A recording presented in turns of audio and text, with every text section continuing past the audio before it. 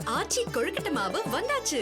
ஆச்சி கொழுக்கட்டை மாவிற்கு கொழுக்கட்டை அச்சை கேட்டு வாங்குங்கள். தனக்கு எதிரான தேர்தல் வழக்கில் முதலமைச்சர் விஜய் தரப்பு மனு அளிச்சிருக்கு. பிரச்சாரத்தில் குழந்தைகள் ஈடுபடுத்தப்படலை அப்படின்னு சிஎம் விஜய் அவர்களுடைய தரப்பில் தாக்கல் செய்யப்பட்டிருக்கக்கூடிய மனுவில் தெரிவிக்கப்பட்டிருக்கு. குழந்தைகளை தேர்தல் பிரச்சாரத்தில் ஈடுபடுத்தியதா கூறப்படுவது தவறு அப்படின்னும் அந்த மனுவில் தெரிவிக்கப்பட்டிருக்கு. இது தொடர்பான கூடுதல் விவரங்களோடு இணைகிறார் செய்தியாளர் சுரேஷ். வணக்கம் சுரேஷ்.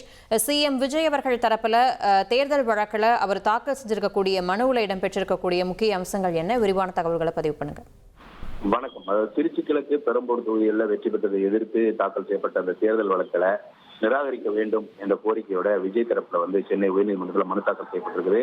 அந்த மனுல குழந்தைகளை தேர்தல் பிரச்சாரத்துக்கு பயன்படுத்தியதாக கூறப்படுகிற குற்றச்சாட்டு உண்மை என்று வச்சுக் கொண்டாலும் கூட அந்த காரணத்துக்காக தனது தேர்தல் வெற்றியை செல்லாது என்று அறிவிக்க முடியாது என்று அந்த மனுவில் அவர் தெரிவித்திருக்கிறார்.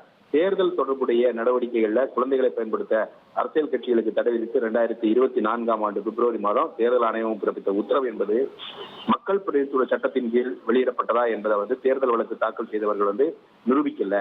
தேர்தல் நடத்தை விதிகளை மீறுவது என்பது தேர்தல் வெற்றியை செல்லாது என்று அறிவிப்பதற்கான ஒரு காரணமாக கருத முடியாது என்றும் அந்த மனுவில் அவர் தெரிவித்திருக்கிறாரு. இது மட்டுமில்லாம தேர்தல் செலவு கணக்கையும் வெளிநாடுகளில் இருந்து நிதி உதவி பெற்றதையும் மறைத்ததாக மனுவில் தேர்தல் வழக்கில் குற்றம் சாட்டப்பட்டிருக்குது. அந்த குற்றச்சாட்டுகளுக்கு எந்த ஆதாரங்களும் இல்லை.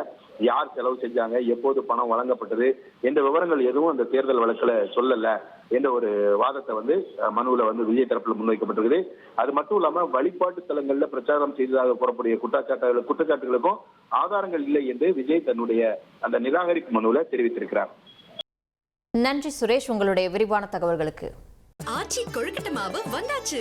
ஆச்சி கொழுக்கட்டை மாவிற்கு கொழுக்கட்டை அச்சை கேட்டு வாங்குங்கள்.